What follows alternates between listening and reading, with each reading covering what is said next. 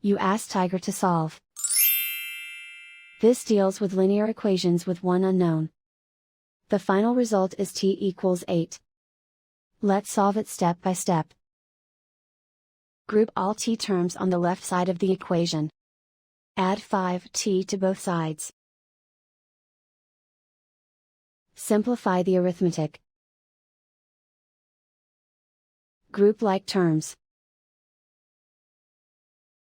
Simplify the arithmetic. Isolate the t. Divide both sides by 11. Simplify the fraction. Find the greatest common factor of the numerator and denominator.